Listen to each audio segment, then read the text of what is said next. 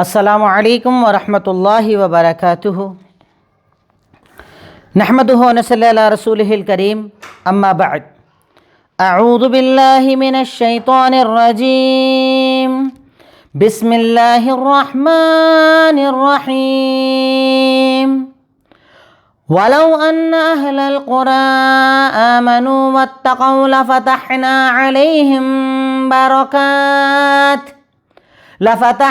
عَلَيْهِمْ بَرَكَاتٍ مِّنَ السَّمَاءِ وَالْأَرْضِ وَلَٰكِنْ كَذَّبُوا فَأَخَذْنَاهُمْ بِمَا كَانُوا يَكْسِبُونَ۔ أَفَأَمِنَ أَهْلُ الْقُرَىٰ أَن يَأْتِيَهُم بَأْسُنَا بَيَاتًا وَهُمْ نَائِمُونَ۔ أَفَأَمِنَ أَهْلُ الْقُرَىٰ أَن يَأْتِيَهُم بَأْسُنَا ضُحًى وَهُمْ يَلْعَبُونَ۔ أَفَأَمِنُوا مَكْرَ اللَّهِ فَلَا يَأْمَنُ مَكْرَ اللَّهِ إِلَّا الْقَوْمُ الْخَاسِرُونَ۔ أَوَلَمْ يَهْدِ لِلَّذِينَ يَرِثُونَ الْأَرْضَ مِن بَعْدِ أَهْلِهَا أَن لَّوْ نَشَاءُ أَصَبْنَاهُم بِذُنُوبِهِمْ وَنَطْبَعُ عَلَىٰ قُلُوبِهِمْ فَهُمْ لَا يَسْمَعُونَ۔ تِلْكَ الْقُرَىٰ نَقُصُّ عَلَيْكَ مِنْ أَنبَائِهَا وَلَقَدْ جَاءَتْهُمْ رُسُلُهُم بِالْبَيِّنَاتِ فَمَا كَانُوا لِيُؤْمِنُوا بِمَا كَذَّبُوا مِن قَبْلُ كَذَٰلِكَ يَطْبَعُ اللَّهُ عَلَىٰ قُلُوبِ الْكَافِرِينَ وَمَا وَجَدْنَا لِأَكْثَرِهِم مِّنْ عَهْدٍ وَإِنْ وَجَدْنَا أَكْثَرَهُمْ لَفَاسِقِينَ۔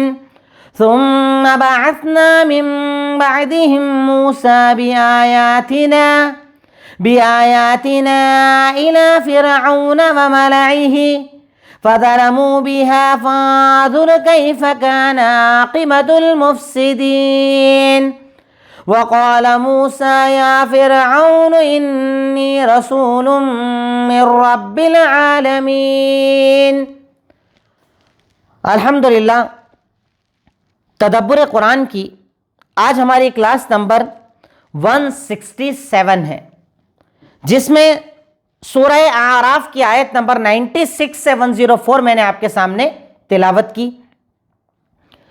اللہ رب العالمین آج کی آیتوں میں کچھ اصول اور قاعدوں کو بتا رہا ہے، اور اس کے بعد اخیر میں اللہ تعالی حضرت موسیٰ علیہ السلام کا تذکرہ کر رہا ہے۔ اور آپ سے پہلے جتنے انبیاء کا ذکر آیا وہ بہت شارٹ میں تھا، حضرت موسیٰ کے بارے میں ذرا سی تفصیل کے ساتھ یہاں پر آگے بتایا جائے گا۔ سب سے پہلے آیات کا ترجمہ۔ کل کے درس کے اخیر میں اللہ تعالیٰ نے تقوی اور ڈر کا ذکر کیا تھا، اس کے آگے اللہ تعالیٰ ارشاد فرماتا ہے کہ وَلَوْ أَنَّ أَهْلَ الْقُرَىٰ، اگر یہ بستی والے ایمان لے آتے اور تقوی اختیار کر لیتے تو ہم ان پر آسمان اور زمین کی برکتوں کے دروازے کھول دیتے۔ اگر یہ ایمان لاتے اور تقوی اختیار کرتے تو ہم بڑی رحمتیں کرتے، برکتیں نازل کرتے، زمین و آسمان کی برکتیں دیتے، لیکن انہوں نے انکار کیا تو ہم نے ان کو ان کے عمل کی وجہ سے پکڑ لیا۔ اللہ تعالیٰ پرانی قوموں کا تذکرہ کر رہا ہے کہ اگر یہ ایمان لاتے، نیک عمل کرتے، تقوی اختیار کرتے تو ہم انہیں عذاب نہیں دیتے، ہم ان پر انعام کرتے، احسان کرتے، انعامات دیتے، آسمان زمین کی برکتیں دیتے، پر انہوں نے عمل برا کیا، اسی بنیاد پر اللہ تعالیٰ نے ان پر عذاب نازل کر دیا۔ اس کے بعد اللہ تعالیٰ کہہ رہا ہے کہ گنہگار گناہ کرنے کے بعد بھی اللہ کے عذاب سے نہیں ڈرتا، اللہ تعالیٰ انہیں ڈرا رہا ہے کہ أَفَأَمِنَ أَهْلُ الْقُرَىٰ، کیا یہ بستی والے اس بات سے مامون ہو گئے ہیں کہ ان کے پاس رات میں اللہ کا عذاب آئے جب وہ سو رہے ہوں؟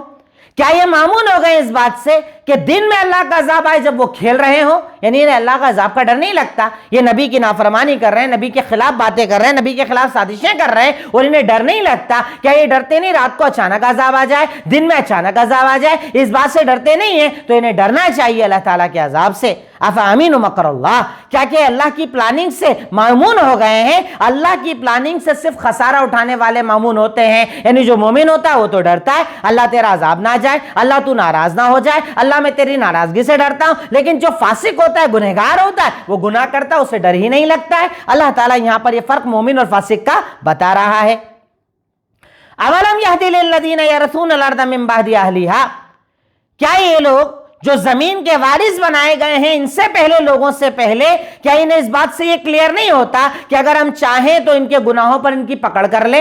यानी आज इनके पास जैसे कुफारे कुरैश थे, उनसे खिताब किया जा रहा है कि माल है, दौलत है, सरवत है, तो क्या ये पुराने लोगों का अंजाम नहीं देखते? उनके पास माल था, दौलत थी, कारोबार था, सल्तनत थी, बादशाहत थी, उसके बाद हमने उन्हें खत्म किया और इन्हें ताकत और कुव्वत दी, तो जैसे उन्हें हम पकड़ सकते हैं इन्हें भी पकड़ सकते हैं. इन्हें इस बात से डरना चाहिए. और हम इनके दिलों पर मोहर लगा दें फिर ये सुनेंगे नहीं. यानी अगर अल्लाह ताला अजाब देने पर आ जाए तो अल्लाह ताला के अजाब से इन्हें कौन बचाएगा? अल्लाह रब्बुल आलमीन अगर अजाब नाजिल कर दे तो इन्हें इनाम कौन देगा, इकराम कौन देगा, आसानियां कौन करेगा? अल्लाह रब्बुल आलमीन इस बात से उन्हें डरा रहा है.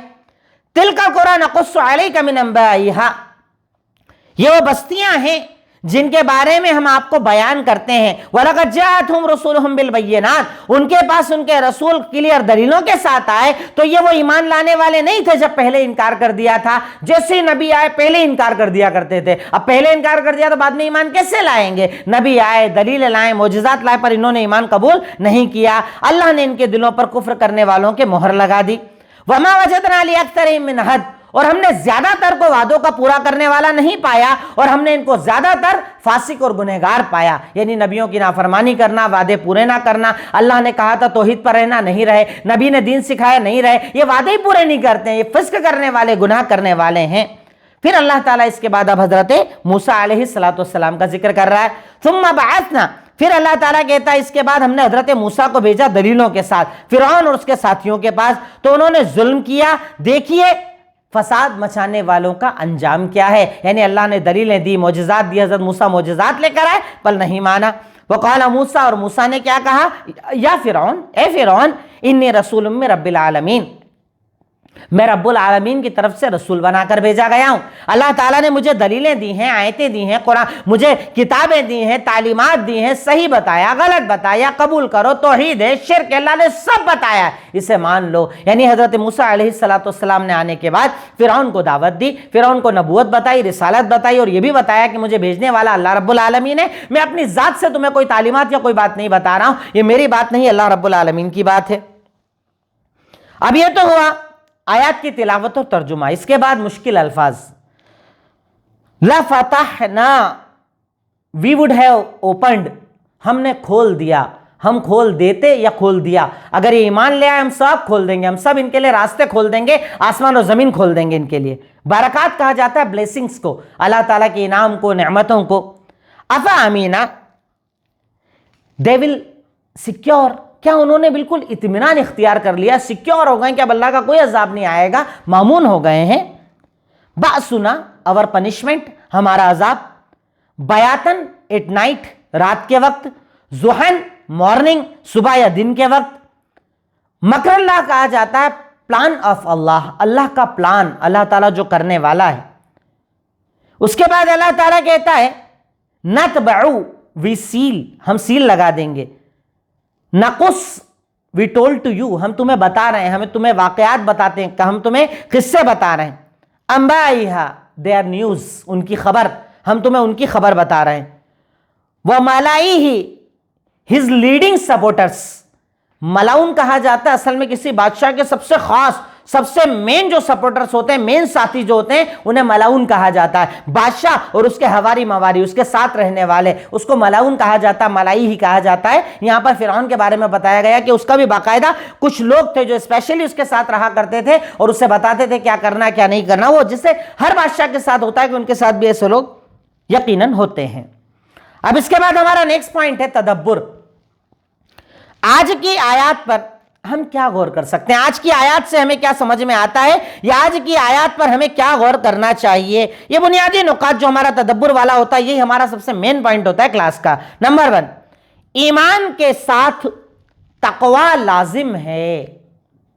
ایمان، اگر آپ ایمان کی باتیں کرتے ہو نا تو تقوی ہونا چاہیے. تقوی بنا ایمان یا ایمان بنا تقوی ہوتا ہی نہیں ہے. یہ لازم ملزوم ہے، یہ کمپلسریلی ایک دوسرے کے ساتھ رہتے ہیں. اگر تقوی ہے تو ایمان رہے گا، ایمان ہے تو تقوی رہے گا. جو ایمان والا اس میں تقوی ہوتا ہے، اللہ تعالیٰ کا ڈر ہوتا ہے، قرآن و سنت پر عمل ہوتا ہے، اپنی زندگی اللہ کے مطابق بنانے کا جذبہ ہوتا ہے، نیکیوں کا شوق ہوتا ہے، گناہوں کا خوف ہوتا ہے.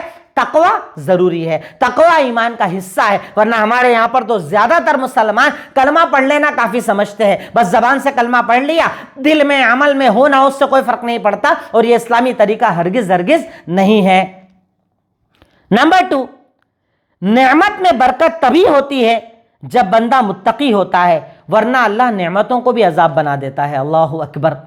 نعمت میں برکت کب آتی ہے؟ جب تقوی ہوتا ہے، اور تقوی نہ ہونا تو یہ نعمت بھی عذاب بن جاتی ہے. کئی لوگوں کے دیکھیے کاروبار عذاب بن جاتا ہے، عبادت سے دور، نماز سے دور، حلال سے دور، حرام کی طرف بھاگ رہے ہیں، حرام مال کما رہے ہیں، انشورنس کے کاروبار، لون کے کاروبار، سود کے دھندے سب کر رہے ہیں، کیونکہ اللہ اس نعمت کو عذاب بنا دیتا ہے. برکت یہ نعمت ان کے لیے ہوتی ہے جو تقوی اختیار کرتے ہیں. اگر آپ کے دل میں اللہ کا تقوی رہے گا نا، اللہ تعالیٰ گھر کو نعمت بنا دے گا، کاروبار کو نعمت بنا دے گا، پیسے کو نعمت بنا دے گا، سب چیز کو اللہ نعمتوں کو جو ہے اللہ رب العالمین برکت والی بنا دے گا. کب؟ جب آپ اللہ تعالیٰ کا تقوی اختیار کریں گے. اگر آپ کے دل و دماغ میں اللہ تعالیٰ کا تقوی نہیں، اللہ تعالیٰ آپ کی زندگیوں سے برکتوں کو اٹھا لے گا. کئی لوگ کہتے ہیں نا یار اتنا کام چلتا ہے پر برکت ہی نہیں رہتی ہے. برکت ہوتی ہے گناہ کرنے کی بنیاد پر اڑا لی جاتی ہے. اور برکت چاہتے ہو تو اپنے عمل میں تقوی اختیار کرو، کیونکہ تقوی ہو تو نعمت برکت ہے، ورنہ اللہ تعالیٰ نعمتوں کو بھی عذاب بنا دیتا ہے. پوائنٹ نمبر 3، گناہوں کے نتیجے میں برکت ختم ہو جاتی ہے.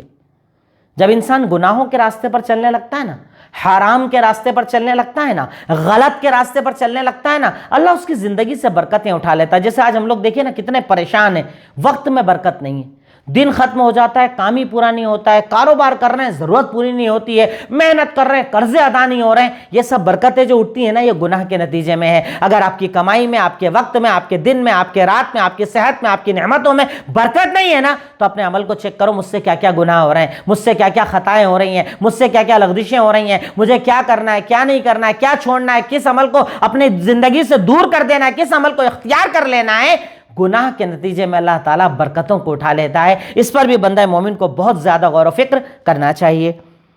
نمبر 4، اگر انسان مومن ہے اور دنیا کی نعمت آ رہی ہے تو وہ پھر بری نہیں ہے. اگر آپ مومن ہیں، ایمان والے، اور اللہ نعمتیں دے رہا ہے تو مطلب یہ برا نہیں ہے. کئی لوگ اصل میں سے جاہل ہوتے ہیں کہ دنیا میں مال آئے، دولت آئے، کاروبار اچھا چلے تو اس کو ہی برا مانتے ہیں. اتنا مال کدھر سے آ رہا ہے؟ ایمان والوں کے پاس تو مال آتا ہی نہیں ہے، دنیا تو آزمائش ہی آزمائش ہے، کیسے تم اتنی نعمت میں رہ رہے ہو؟ یہاں پر اللہ تعالیٰ کہہ رہا ہے کہ اگر ایمان اور تقوی ہوگا نا، برکتیں نازل کر دیں گے، زمین کی برکت، آسمان کی برکت، دنیا کی برکت، کاروبار کی برکت سب عطا کر دیں گے. تو اگر آپ مومن ہیں اور اس کے بعد اللہ نعمتیں دے رہا ہے تو یہ بری بات نہیں ہے. یہ اللہ تعالیٰ کا انعام ہے، اللہ تعالیٰ کا احسان ہے، اللہ تعالیٰ کا کرم ہے جو اپنے نیک بندوں کو اللہ تعالیٰ عطا کرتا ہے. تو اگر آپ ایمان، عمل صالح، تقوی پر قائم ہیں، نمازی ہیں، پرہیزگار ہیں، عبادت کرتے ہیں، اور اس کے بعد اللہ تعالیٰ آپ کو برکتیں دے رہا ہے، اچھا گھر دے رہا ہے، اچھا کاروبار دے رہا ہے، الحمدللہ، یہ اللہ کا انعام ہے، یہ بری بات نہیں ہے.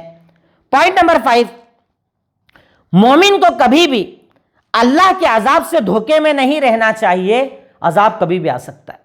مومن جو ہوتا ہے نا، جس کا ایمان پکا ہوتا ہے نا، وہ کبھی بھی اللہ کے عذاب سے مانوس نہیں ہوتا ہے کہ اب تو عذاب آئے گا ہی نہیں، اب تو مجھ پہ عذاب ہی نہیں آئے گا، اب تو میری پکڑ ہی نہیں ہوگی، اب تو مجھے دنیا آخرت میں ذلیل ہی نہیں ہونا ہے. دیکھیے اللہ کا عذاب جب آتا ہے نا، اچانک ہی آتا ہے، اور اللہ تعالیٰ کا عذاب بڑا دردناک ہوتا ہے، بڑا تکلیف دہ ہوتا ہے. اس لیے کبھی بھی اللہ کے عذاب سے مانوس مت ہونا. اتنے سال ہو گئے کرتے ہوئے کچھ بھی نہیں ہوا، اتنے سال سے ایسا کر رہا ہوں کچھ نہیں ہوا. اللہ جب چاہتا ہے تب عذاب دیتا ہے. مومن کبھی بھی اللہ کے عذاب سے مانوس نہیں ہوتا. ایسا نہیں سوچتا کہ عذاب نہیں آئے گا، جیسا اللہ بستی کے بارے میں کہہ رہا ہے، یہ تو مانوس ہو گئے، سوتے ٹائم ڈرتے نہیں اللہ کا عذاب آ جائے، دن میں ڈرتے نہیں اللہ کا عذاب آ جائے. تو اللہ تعالیٰ جب چاہے جیسے چاہے اپنے عذاب کو نازل کر سکتا ہے.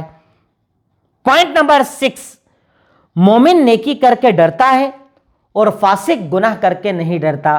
یہ دونوں میں فرق ہوتا ہے بہت بڑا. اپنے آپ کو دیکھو آپ کس خانے میں آتے ہو، ترازو رکھ کر دیکھو اپنے آپ کو کس خانے میں پاتے ہو. مومن نیکی کرنے کے بعد بھی ڈرتا ہے، اللہ تو قبول کر لے، انشاءاللہ تو قبول کر لے، اللہ تو میری نجات کر دے، اللہ تو پریشانیاں دور کر دے. مومن. اور فاسق وہ کہ گناہ کرنے کے بعد بھی اسے ڈر ہی نہیں لگتا، دل اتنا سیاہ ہو جاتا ہے کہ گناہوں کا احساس نہیں ہوتا، نمازیں چھوڑے احساس نہیں ہوتا، گناہ کرے احساس نہیں ہوتا، کاروبار حرام کرے احساس نہیں ہوتا، دکان مکان پر قبضے کرے احساس نہیں ہوتا، قرضے لے کر بھاگ جائے احساس نہیں ہوتا، وعدہ خلافی کرے احساس نہیں ہوتا, امانت میں خیانت کرے احساس نہیں ہوتا, گالیاں دے, بدتمیزی کرے, جھگڑے کرے, ظلم کرے, فرق نہیں پڑتا. مومن عمل کر کے ڈرتا ہے, فاسق گناہ کر کے نہیں ڈرتا ہے. یہ مومن اور فاسق کے درمیان بنیادی فرق ہے جو قرآن کی آیتوں میں اللہ تعالیٰ نے ہمیں سمجھایا ہے. پوائنٹ نمبر 7, ہر تکلیف, بلا انسان کے عمل کا نتیجہ ہوتی ہے.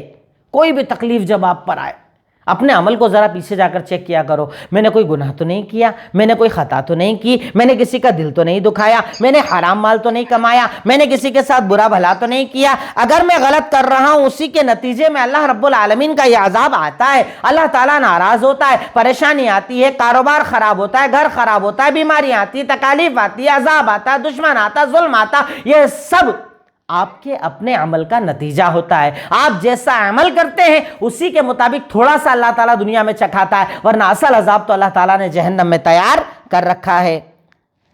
نیکسٹ پوائنٹ نمبر 8, اللہ کے عذاب میں ایک عذاب یہ بھی ہوتا ہے کہ بندے سے گناہ کا احساس ختم ہو جائے.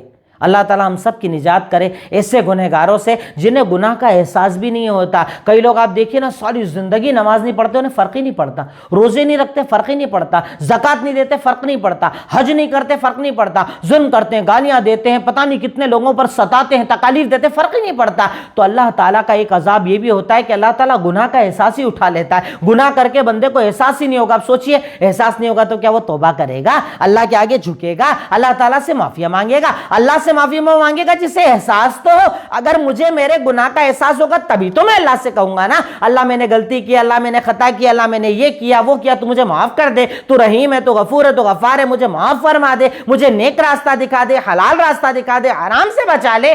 اب جس کے دل میں احساس ہی نہ ہو گناہ کا, وہ کیا توبہ کرے گا؟ تو اللہ تعالیٰ کے عذابوں میں ایک عذاب یہ بھی ہوتا ہے کہ اللہ تعالیٰ گناہ کا احساس اٹھا لیتا ہے. اللہ کہنا دلوں پر مہر لگا دیتا ہے. اب اسے احساس ہی نہیں ہوتا ہے گناہ کا, احساس ہی نہیں ہوتا ہے غلط کا, کتنا ہی برا کر لے اس کے دل پہ فرق نہیں پڑتا. یقیناً یہ بھی اللہ تعالیٰ کا بہت بڑا عذاب ہوتا ہے.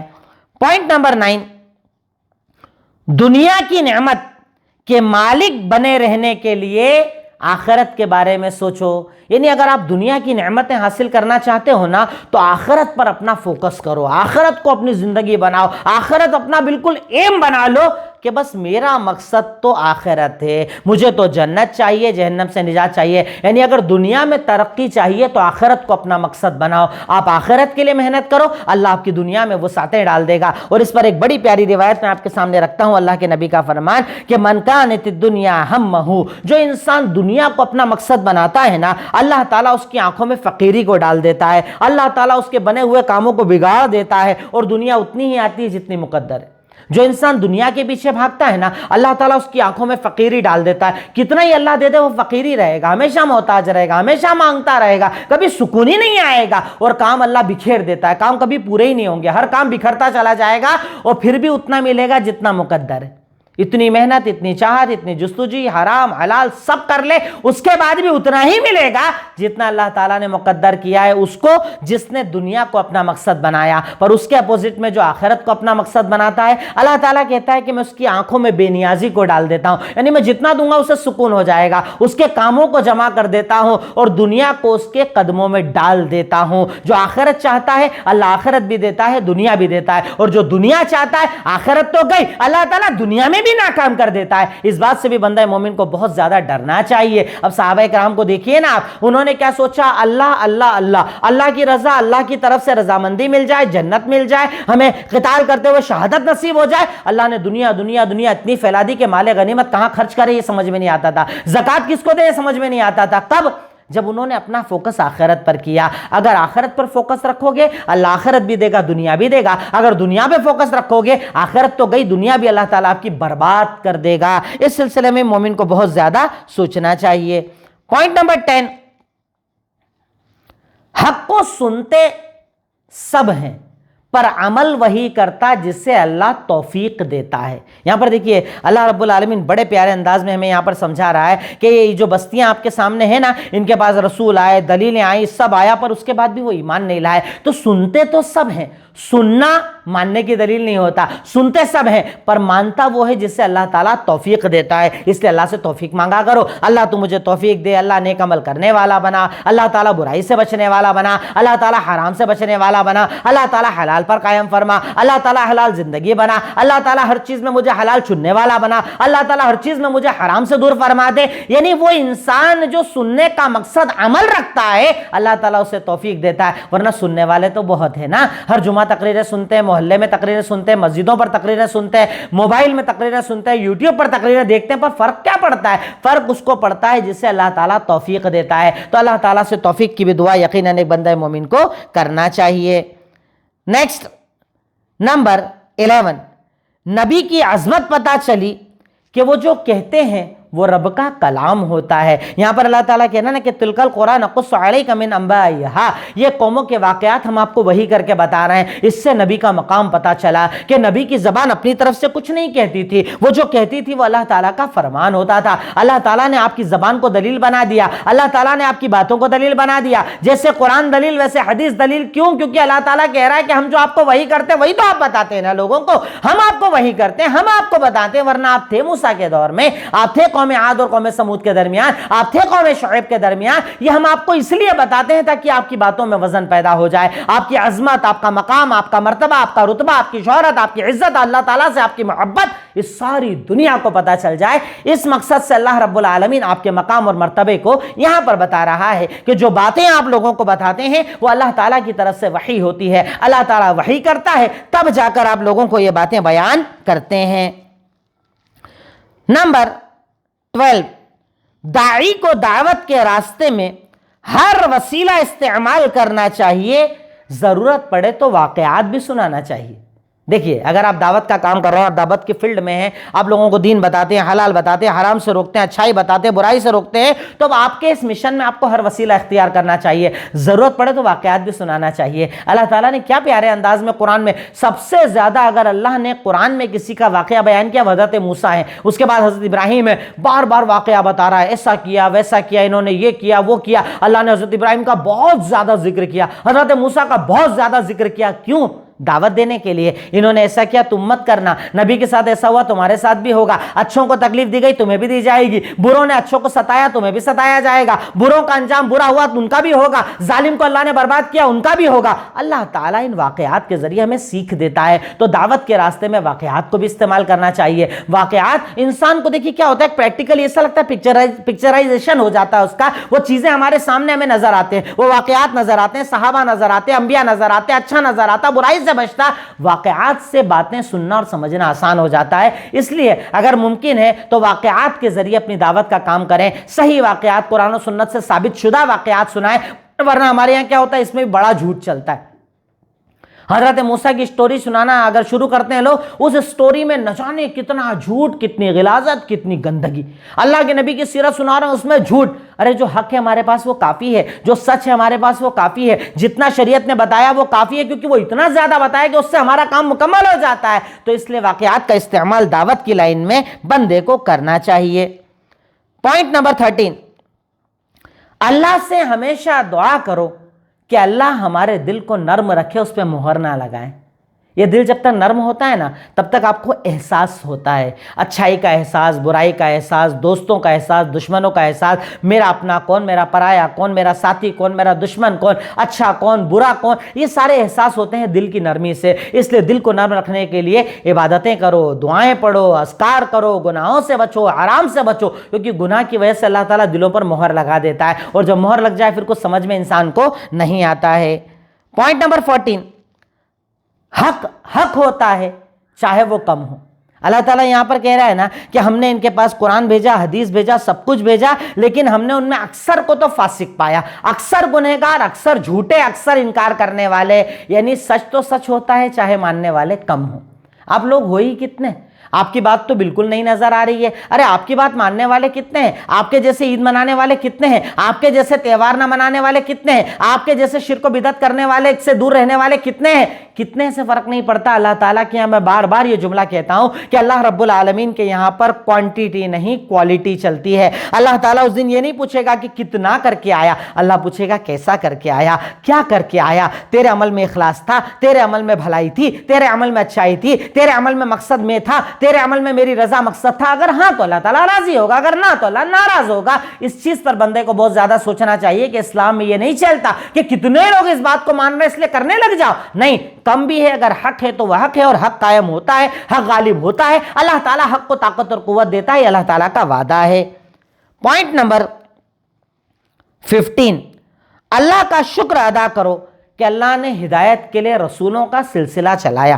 اللہ کا شکر ادا کرنا چاہیے. اللہ رب العالمین کا یقیناً احسان ماننا چاہیے کہ اللہ نے کتنے رسولوں کو بھیجا. یہاں اللہ تعالیٰ کہہ رہا ہے کہ ہم نے رسولوں کو بھیجا، ان بستیوں میں ہم نے انبیاء کو بھیجا، انبیاء دعوت لے کر آئے. سوچیے اگر رسول نہ آتے تو ہمیں کیسے پتہ چلتا صحیح غلط کیا ہے، کیا کرنا کیا نہیں کرنا. اب اللہ کے نبی کی پوری زندگی دیکھو، آپ نے پوری زندگی میں سب تو سکھا دیا. نماز کا طریقہ، زکوٰۃ کا طریقہ، حج کا طریقہ، عمرے کا طریقہ، عمل کا طریقہ، گھر میں کیسے رہیں، باہر کیسے رہیں، کاروبار کیسے کریں، سب سکھایا. تو اللہ کی اس نعمت پر اللہ کا شکر ادا کرو کہ اللہ تعالیٰ نے اس کائنات میں نبیوں کا ایک سلسلہ چلایا تاکہ ہم حلال کو سمجھ سکیں اور حرام سے دور ہو سکیں. پوائنٹ نمبر 16 اور آخری پوائنٹ، اپنے علم پر تکبر نہ کرو، اللہ کی تعریف کرو. اگر اللہ نے آپ کو علم دیا ہے نا، اللہ تعالیٰ نے آپ کو صلاحیت دی ہے نا، اللہ تعالیٰ نے آپ کو بولنے والا، بتانے والا، سکھانے والا بنایا ہے نا، تو اس پر فخر مت کرو، اللہ کی تعریف کرو. اللہ تعالیٰ تو نے مجھے علم والا بنایا، اللہ تعالیٰ تو نے مجھے نالج دیا، اللہ تعالیٰ تو نے مجھے دین سیکھنے اور سکھانے کی طاقت عطا فرمائی، اس پر تیرا شکریہ. میری کیا اوقات اور حیثیت ہے؟ جیسے مثال کے طور پر میں تو بار بار اپنی ہی بات کرتا ہوں. ابھی پچھلے 1 سال تک کلاسز اللہ نے بند کروا دی، میں چالو کر پایا؟ اب اللہ نے چالو کروائی، میں چلا پا رہا ہوں. یہ اللہ کی طرف سے ہوتا ہے، اللہ تعالیٰ توفیق دیتا ہے. تو اگر آپ اپنے علم کے ذریعے لوگوں کو فائدہ پہنچا رہے ہو تو اللہ کا شکر ادا کرو. یہ اللہ تعالیٰ کی توفیق ہے جو اللہ تعالیٰ ہر ایک کو نہیں دیتا. اگر آپ کو دیا ہے تو آپ پر اللہ تعالیٰ کا بہت بڑا احسان و کرم ہے، اللہ کا شکر ادا کرو. یہ ہوئے کچھ بنیادی پوائنٹ جن کا تعلق تدبر سے ہے. اب ہمارا آخری پوائنٹ آتا ہے عمل، کہ آج کی آیات پر ہم کیا عمل کر سکتے ہیں، آج کی آیات پر ہمیں کیا عمل کرنا چاہیے. نمبر 1، سوسائٹی کو بہتر بنانے کے لیے نیکی کرنا ضروری ہے. نیکی کرو، نیکی کو عام کرو، نیکی کا سسٹم بناؤ. نماز، عبادت، سچائی، امن پسندی، اچھی باتیں، گالیوں سے پرہیز، یہ سب پھیلانا پڑے گا آپ کو. اگر سوسائٹی کو بہتر بنانا ہے نا تو آپ کو نیکی کی راہ کو چننا پڑے گا. اللہ تعالیٰ کہہ رہا ہے نا، ہم آسمان سے برکت دیں گے، زمین سے برکت دیں گے. کب؟ جب تم ایمان اور تقوی اختیار کرو گے. تو سوسائٹی کو بہتر بنانے کے لیے ایمان لازم ہے، عمل لازم ہے، دین لازم ہے، اس پر عمل کرنا پڑے گا. نمبر 2، آج سوچ لو، آج آپ یہ یہاں سے کلاس میں سوچ کے جاؤ کہ کسی ایک نبی کے واقعے کو پڑھوں گا اور کوشش کروں گا کہ اس پر غور کروں. کوئی بھی نبی، قوم عاد، قوم سمود، قوم شعیب، حضرت موسیٰ، حضرت عیسیٰ، حضرت نوح، حضرت آدم، کسی بھی نبی کے ایک واقعے پر آج کے دن ایک نبی کے واقعے پر میں غور کروں گا. پورا واقعہ ریوائز کروں گا، پڑھوں گا اور اس کے مطابق اپنی زندگی بنانے کی کوشش کروں گا، کیونکہ نبیوں کے واقعات ہم لوگ پڑھ رہے ہیں نا یہاں پر. نیکسٹ، اس کے بعد نمبر 3، اللہ سے کیے ہوئے وعدوں کو پورا کرو. اللہ سے آپ نے وعدہ کیا تھا کہ اللہ میں ایک تیری ہی عبادت کروں گا، تجھی سے مدد مانگوں گا، تیرے آگے جھکوں گا، تیرے نبی کی نافرمانی نہیں کروں گا. تو اللہ تعالیٰ سے جو وعدے کیے ہیں اسے پورا کرو. اللہ تعالیٰ سے جو آپ نے عہد و پیمان کیا اسے پورا کرو. اللہ تعالیٰ وعدے پورے کرنے والوں کو قبول فرماتا ہے، پسند فرماتا ہے. پوائنٹ نمبر 4، اللہ کی ہر نعمت پر اللہ کا شکر ادا کرو. اللہ تو نے مال دیا، الحمدللہ، گاڑی دیا، الحمدللہ، گھر دیا، الحمدللہ، علم دیا، الحمدللہ، دین دیا، الحمدللہ، نبی دیا، الحمدللہ، قرآن دیا، الحمدللہ. اللہ تعالیٰ کی ہر نعمت پر بندے کو چاہیے کہ وہ اللہ تعالیٰ کا بار بار شکریہ ادا کرے. اور ہمارا آخری پوائنٹ ہے، نماز بھی اللہ کا عہد ہے، اس لیے اس کی حفاظت کرو. اللہ تعالیٰ، اللہ کے نبی نے حدیث میں ارشاد فرمایا نا کہ اللہ اور بندے کے بیچ میں عہد ہوتا ہے نماز پڑھنے سے بندہ اپنا وعدہ پورا کرتا ہے کہ اللہ تعالیٰ تو نے مجھے طاقت دی، توفیق دی، مال دیا، دولت دیا، عزت دی، شہرت دی، اللہ سب دیا، جسم دیا. اب میں تیرا شکریہ ادا کرنے، تیرے وعدوں کو پورا کرنے، نماز پڑھنے کے لیے آیا ہوں، عبادت کرنے آیا ہوں، 5 وقتہ نمازی بن گیا ہوں. تو بندہ جب اللہ تعالیٰ کو یاد کرتا ہے نا، عبادتیں کرتا ہے نا، تو گویا کہ وہ اللہ کے وعدوں کو پورا کرتا ہے. تو نماز بھی اللہ کا وعدہ ہے، بندے کو چاہیے کہ اس وعدے کو بھی یقیناً وہ پورا کرے. تو آج کی کلاس میں الحمدللہ یہی تلاوت، ترجمہ، مشکل الفاظ، تدبر، آخری پوائنٹ ہمارا عمل میں نے آپ کے سامنے رکھا۔ آخر میں اللہ تعالیٰ سے دعا گو ہوں، اے الہی، اے مولا، اے رب العالمین، اے خالق مالک رحمان رحیم، یقیناً تو ہی غفور، تو ہی غفار، تو ہی رحمان، تو ہی رحیم۔ اے اللہ ہمیں قرآن پر عمل کی توفیق عطا فرما، قرآن کو زندگی بنانے کی توفیق عطا فرما، قرآن کے مطابق جینے اور مرنے کی توفیق عطا فرما۔ اے اللہ تعالیٰ جب تک زندہ ہیں ایمان کی زندگی عطا فرما، جب بھی خاتمہ ہو ایمان پر خاتمہ فرما۔ وآخر الدعوانا ان الحمدللہ رب العالمین۔ السلام علیکم ورحمۃ اللہ وبرکاتہ۔